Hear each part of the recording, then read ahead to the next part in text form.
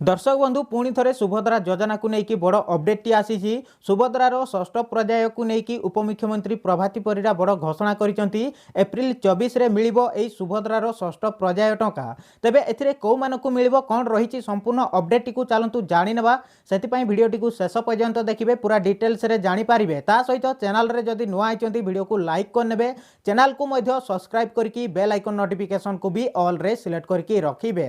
काहेकि ना मु जेतेबेले भी आपण एमती नुआ नुआ अपडेट नहीं कि आसबि तो सर्वप्रथम आपण मैंने जानीपारे। तो से कहूँ वीडियो को लाइक करनी, चैनल को सब्सक्राइब करके रखु, बेल आइकन नोटिफिकेशन को भी ऑल रे सिलेक्ट करके रखु। दर्शक बंधु ये आपण मैंने देखिपे सुभद्रा आवेदनकारी खुशी खबर 24 रे मिलिबो षष्ठ पर्याय टंका। तेबे 24 रे षष्ठ पर्याय टंका मिलिबो तो कौ मानकु मिलिबो कोन रहिछि संपूर्ण अपडेट को चलंतु जानि नेबा। सेति भिडियो टी को शेष पर्यंत देखिबे, पूरा डिटेल्स रे जानि पारिबे। तापरे देखंतु दर्शक बंधु 24 रे मिलिबो सुभद्रा षष्ठ पर्याय टंका एने मुख्यमंत्री प्रभाती परिड़ा सूचना देइचंती। जो माने योजना रे लाभ पाइबा पई आवेदन करिथिले सेमानक मध्यरु जे योग्य विवेचित हेबे सेमाने टंका पाइबे बोली उपमुख्यमंत्री प्रभाती परिड़ा कहिचंती।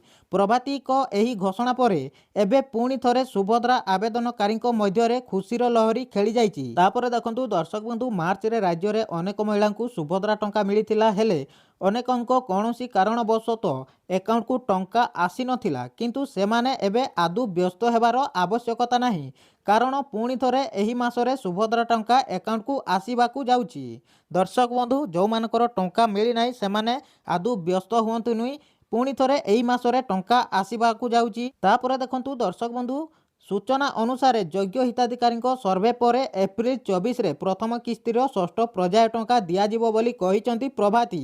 1,70,000 हिताधिकारी भितरु जेउ माने योग्य सेमाने पाइबे बोली प्रभाती स्पष्ट करिसंती। दर्शक बंधु 1,70,000 हिताधिकारी भितरु जो माने योग्य हेबे सेमाने 24 एप्रिल 24 तारिख रे सेमाने टंका पाई पारिबे। दर्शक बंधु आपण माने अपडेट को संपूर्ण भाव में बुझी पारिले। तबे वीडियो केमिति लागला कमेंट बॉक्स रे निहाती कमेंट करिवे, वीडियो को लाइक करबे, ता सहित चैनल को मध्य सब्सक्राइब करके बेल आइकन नोटिफिकेशन को भी ऑल रे सिलेक्ट करके रखिबे। दर्शक बंधु ये थिला आजिर अपडेट केमिति लागला कमेंट बॉक्स रे निहाती कमेंट करिवे, वीडियो को लाइक करबे, चैनल को मध्य सब्सक्राइब करके बेल आइकन नोटिफिकेशन को ऑल रे सिलेक्ट करके रखिबे।